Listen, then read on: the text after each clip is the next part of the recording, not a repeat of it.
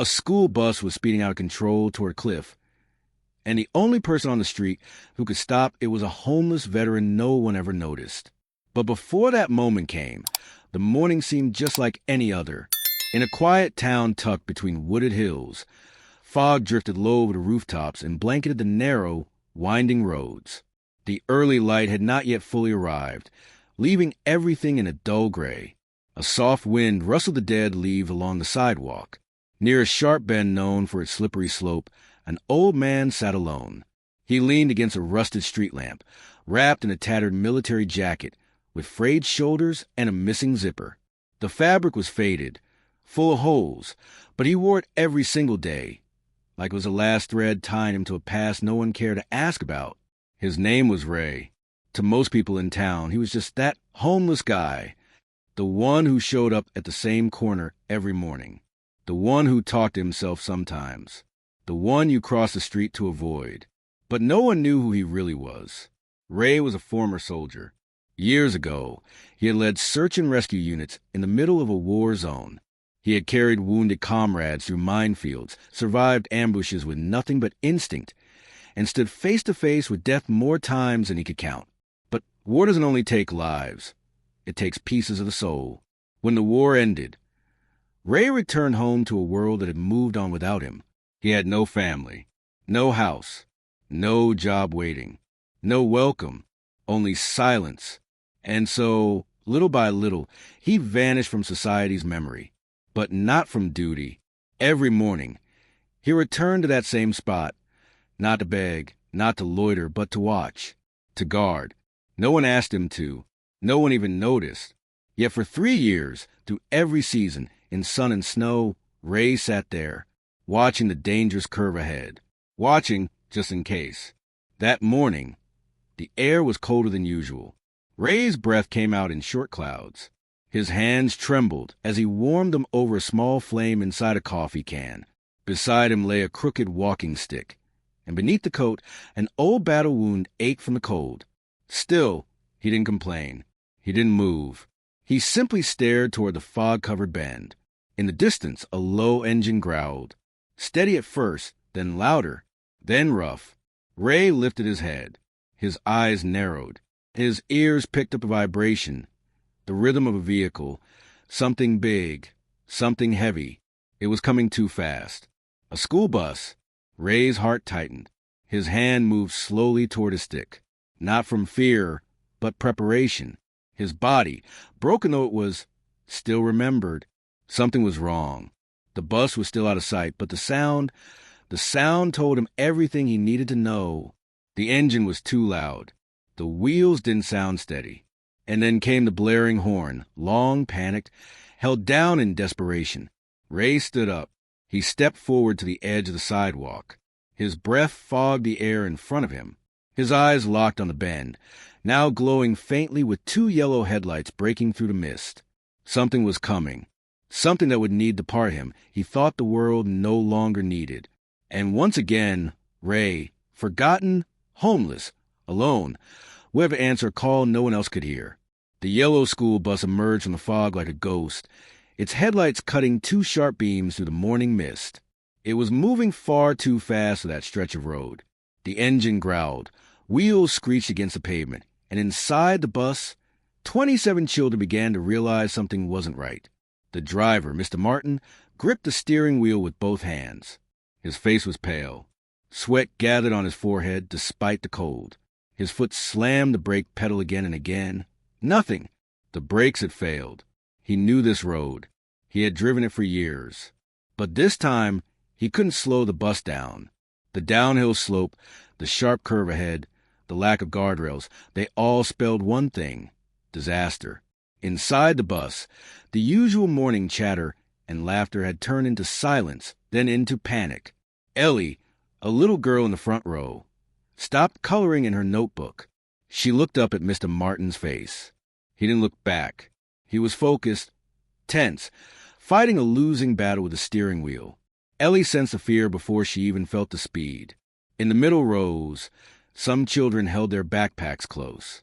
One boy whispered to his seatmate, "Why are we stopping?"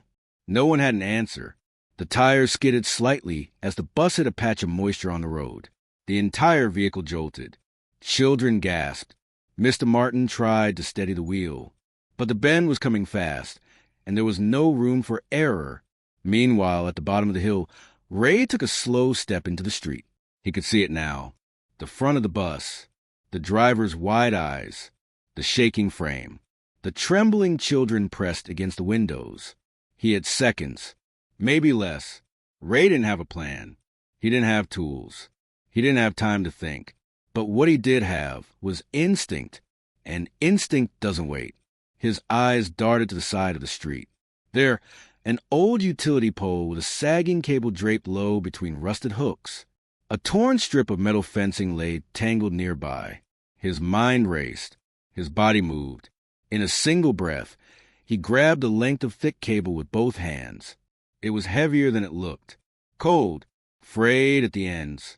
The metal cut into his palms. But he pulled it hard, yanking it loose from the hook. Sparks flew from the pole, but he didn't flinch. The bus was now thundering down the slope. Its horn screamed through the morning air. The curve was just ahead. One wrong tilt, and it would tumble. Ray dragged the cable across the road, stumbling as he wrapped the loose end around the narrow base of a roadside post. His hands were bleeding now. The metal tore his skin, but he didn't stop. He pulled it tight, positioning it low, close to the asphalt, exactly where the front wheel of the bus would pass. He turned his head.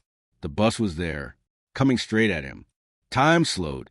1,000 images flashed in his mind. His squad in the desert. A boy he pulled from a collapsed building. A flag over a wooden coffin. Then the image of the children inside that bus. Ray took one final step back and gripped the stick in his hand. And then he waited. The roar of the bus engine was deafening now. Ray could see every detail. Mud splattered on the bumper, the trembling hands of the driver clinging to the wheel, the wide, terrified eyes of the children pressed against the glass. Some had their faces buried in their backpacks. Others just stared straight ahead, frozen. The front tire hit the edge of the cable.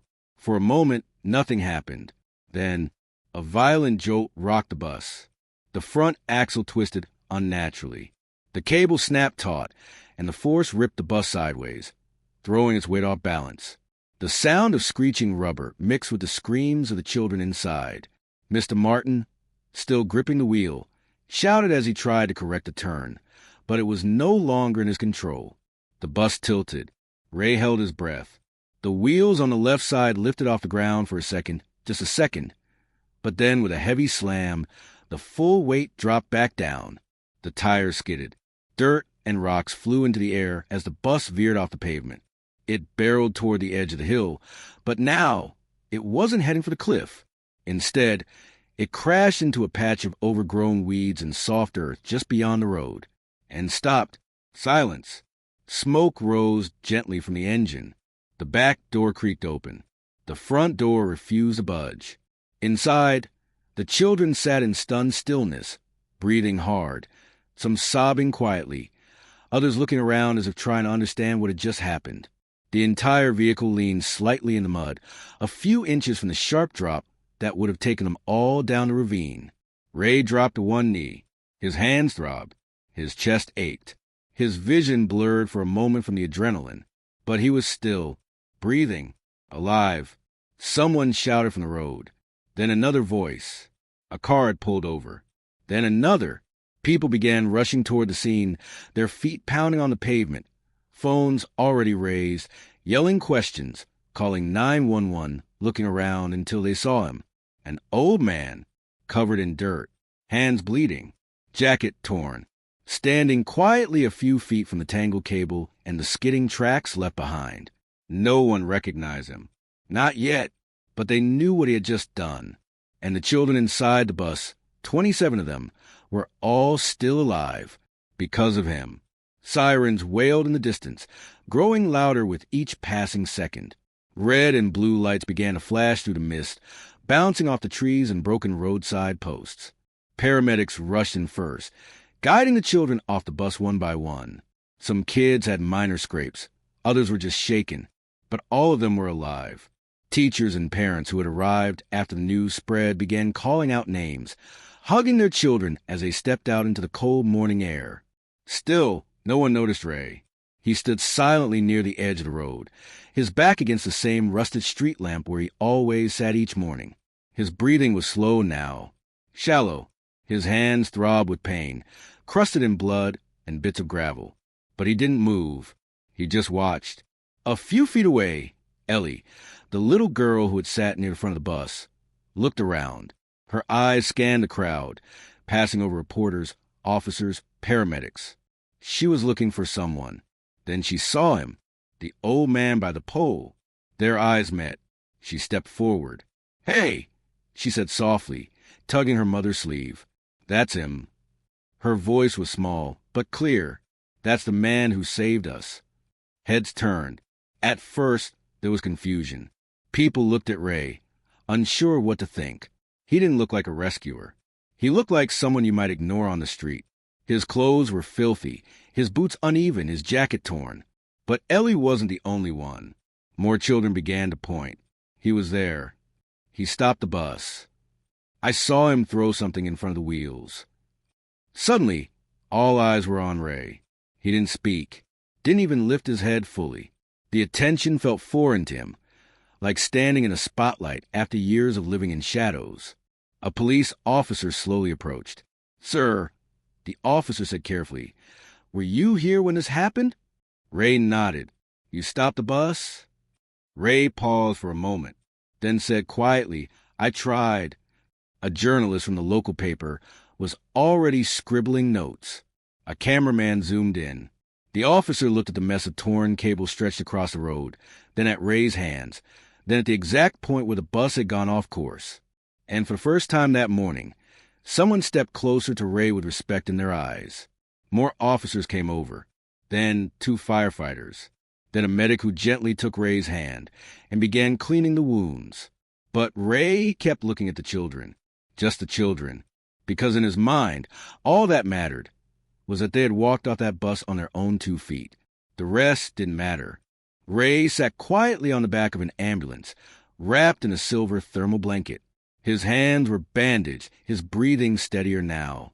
A paramedic had offered to take him to the hospital, but he had declined, politely, firmly. The area around the crash site was now a flurry of flashing lights, voices, and movement. Police marked the ground with spray paint. Journalists whispered into microphones. Reporters spoke in urgent tones. The cable that Ray had used to stop the bus was now taped off, examined, photographed. And yet, in the middle of all that chaos, Ray remained calm, still, almost like he had seen far worse, and survived it, because he had. Years ago, Ray had been a sergeant in a combat unit. He had led dozens of soldiers through some of the harshest missions overseas. He had medals, buried somewhere in a forgotten box. He had once been saluted, honored, cheered. But no one knew that now, because Ray had never told anyone. He didn't speak of his past. He didn't wear his history on his sleeve. He didn't expect thanks or recognition. After the war, he had faded into the background. Quietly, intentionally. He didn't want to be a symbol. He just wanted to exist in peace. But this morning, fate had pulled him back into the world. Not as a soldier, not as a hero, but as a man who saw something dangerous and did something about it. A reporter, a young woman with a press badge and a notepad, cautiously approached him. "Excuse me, sir," she said. "I'm from the local paper. I wanted to know your name." Ray looked up at her. For a second, he didn't respond. Then he simply said, "Ray! Ray!" She repeated, writing it down. "Do you mind if I ask how you knew what to do?" "That cable, it was fast. Precise. Like you've done something like that before." Ray gave her a faint smile. It didn't reach his eyes. "I've stopped worse things," he said softly.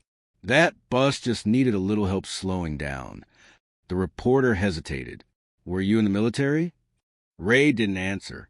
Instead, he looked past her, toward the school bus, where the children were now gathered near their teachers, wrapped in blankets, sipping bottled water. One of them waved at him, Ellie, her eyes wide with gratitude. Ray raised a hand slowly and gave her a little wave back. The reporter stood in silence for a moment. She didn't push for more. She could see it in his face. Whatever he'd been through, it didn't need to be relived in words. "Thank you," she said finally, "for what you did." Ray nodded. Then he turned his head back toward the road and closed his eyes. For the first time in a long time, he felt something he hadn't felt in years. Not pride, not relief, but purpose. By mid-afternoon, Ray's name had already begun to spread. It started with a photo. Someone had captured the moment just after the bus stopped, when Ray stood near the frayed cable, battered and bleeding. The image showed his silhouette framed by morning fog, his figure slumped but steady. It was posted online, then shared again. Within hours, the story had reached thousands. Unknown man saves 27 children from school bus crash. Local hero appears from nowhere, then disappears. Veteran stops runaway bus with nothing but a cable and courage. But Ray didn't know any of this. He wasn't watching the news. He wasn't scrolling through headlines. He was back in the shadows, just as he preferred. After the scene had calmed, after the investigators finished taking statements, Ray quietly walked away. No one stopped him, not because they didn't care, but because he didn't give them the chance. He disappeared down a side street, past a bakery that never served him, past a park bench where he sometimes slept when the bridge was too crowded, past the faces who now, suddenly, began to look at him a little differently. Whispers followed him now. "That's him. Is that the guy from the bus story?" People stared, but Ray kept his head down. He hadn't done it for attention. He hadn't done it for applause. He had done it because it needed to be done. Still, the world was waking up to who he really was. That night, the mayor held a press conference. Cameras flashed. Parents stood behind her, children beside them holding stuffed animals and paper drawings. "This morning, we nearly lost an entire bus full of young lives," the mayor began, her voice trembling. "And if it weren't for the quick thinking and unbelievable courage of a man named Ray, we would be mourning instead of celebrating." She paused, holding up a photograph, the same photo that had gone viral online. No one knew his full name. No one knew his past. But today, we know his heart, and we are proud to call him one of our own. A standing ovation followed, though Ray wasn't there to hear it. But not everyone was satisfied with just clapping.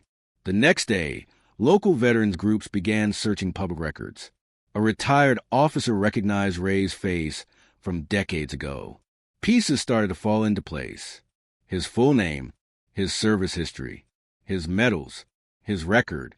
He wasn't just a veteran. He was a decorated war hero who had simply disappeared. And now, the country wanted to know, why? 2 days after the incident, a quiet storm stirred through the nation's media. News anchors recited the same name across dozens of screens. Talk shows featured panelists discussing his actions, speculating about his background. Social media flooded with posts bearing the photo of the old man in the fog, standing with frayed cable in one hand, bloody but composed. Someone had found his full name, Raymond Thomas Keller, a decorated former sergeant, Purple Heart recipient, served 3 tours overseas. Known among his fellow soldiers as the man who once walked into an ambush to pull out 2 injured comrades and lived to tell the tale. He had disappeared from the system after his discharge. No forwarding address. No phone. Just gone. People were stunned, shocked, moved. How does a man like that end up on the streets? Why didn't anyone help him sooner? Why didn't we know? But Ray didn't ask for any of that. On the 3rd night, while most of the town stayed up watching his story unfold on television, Ray sat beneath the overpass he called home.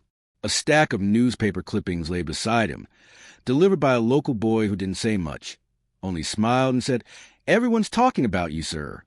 Ray had nodded, but said nothing. He stared at the headlines for a long time, then folded them neatly. He tucked them under a blanket he had salvaged from a sheltered dumpster. He didn't care for the cameras. He didn't want interviews. But the weight in his chest felt different now. Lighter, maybe, not because people finally saw him, but because the children were still breathing, laughing, running around a schoolyard somewhere.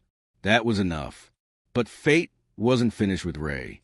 Late that same evening, As the streetlights flickered above, a black SUV pulled up near the sidewalk.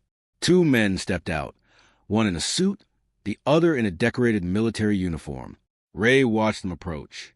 He didn't move, just leaned back, resting against a cold concrete wall, his eyes half closed.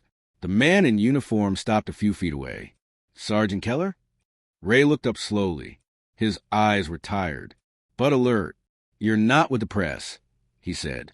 "No, sir," the man replied. "We're not here for your story." "Then why are you here?" The officer took a deep breath. "Because the Department of Defense and the entire chain of command owe you more than just a thank you. You should never have been forgotten." Ray didn't answer, just stared. "We've arranged a temporary place for you to stay. Clean bed, food, medical care. No cameras, just space, just rest." Still, Ray didn't speak. "Or," the officer added softly, "you can say no. You've earned that right.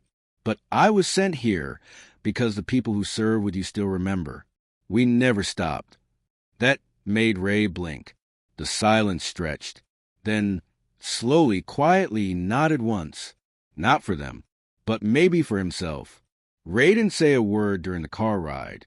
The SUV moved quietly through the city streets, past intersections he had walked alone for years. The driver didn't ask questions. The officer sitting beside him simply gave him space. Ray stared out the window, his fingers nervously tracing the seams of his jacket, the same worn military coat he had never stopped wearing. They didn't take him to a hospital. They didn't take him to a shelter. Instead, they arrived at a quiet facility on the edge of town, government-owned but rarely used. The kind of place made for those who had served, but never asked for help. There was no grand sign, no cameras, just a clean room, a warm meal, and silence. When he walked inside, a nurse greeted him gently. "Welcome home, Sergeant Keller." Ray paused. That word, home, hit something deep inside his chest. He had almost forgotten what it felt like. Inside the room, there was a bed with white sheets, a chair, a window facing the trees. On the nightstand was a folded American flag. No one explained who put it there. He stood in the doorway for a moment, uncertain.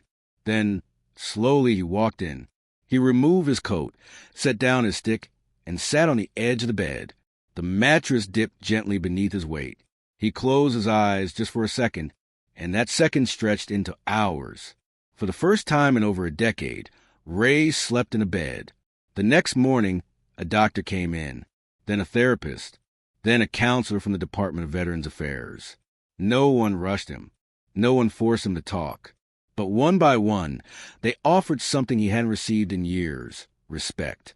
That week, Ray was examined, federal cleaned, listened to, word quietly spread among the veteran community. Some sent letters. Others called. Some even asked if they could visit. One of them was an old comrade from his unit, someone Ray thought had died years ago. They spoke on the phone for nearly 2 hours. Ray didn't smile often, but that night he did. Outside the facility, life went on. The world moved quickly like it always had. But for a moment, one man who had been forgotten by it was no longer invisible. He wasn't a story. He wasn't a mystery. He wasn't just the homeless man who stopped a bus. He was Sergeant Raymond Keller. And people were beginning to remember. The following Sunday, the town did something it hadn't done in years. It paused. By mid-morning, the streets were unusually quiet. Shops closed early. Children, dressed in their best clothes, held flags and handmade signs. Parents stood beside them, cameras in hand, not for selfies, but for something that felt much bigger than a photograph. At the local school gymnasium, where the children from the runaway bus studied each day, a stage had been set. A banner hung across the wall. "Thank you, Sergeant Keller." There were no lights, no sponsors, no press passes, just people. People who had once passed him by without a glance. Now, they waited to greet him. Ray had agreed to come only after days of quiet persistence. The mayor had written a letter. The principal of the school had stopped by the veteran facility herself. But what convinced him was simpler than that. A letter, written in crayon, Dear Mr. Ray, thank you for saving my life. I drew you with a cape because I think you're a superhero. From Ellie. He had folded it and placed it in the inside pocket of his coat. Now he stood backstage, uncomfortable in a clean suit someone had donated, his military jacket neatly folded in his hands. The sound of chatter echoed from beyond the curtain. He could hear laughter, children's footsteps, applause, and then silence. The mayor stepped up to the microphone. Ladies and gentlemen, our guest today asked for no spotlight. He didn't want a ceremony. But we believe there are moments, rare ones, when a single act of courage can wake up an entire community. That moment came when a man we had all overlooked stepped forward when no one else could. She paused, turned slightly. And now, it is our honor to welcome Sergeant Raymond Keller. The curtain opened. Ray stepped forward. The room erupted, not just polite applause, but something thunderous, powerful. People stood, clapped, cheered. Some cried. Some simply placed hands over their hearts. Ray didn't wave. He didn't smile wide. He only bowed his head slightly. The children were in the front row. Ellie sat in the center, holding up her drawing. For the first time in decades, Ray felt something he had forgotten the weight of, belonging. On that stage, under the soft lights of a school gym, with 27 children clapping their hands and hundreds of strangers now calling him by name, the man who had once walked invisible among them stood tall once more. Weeks passed.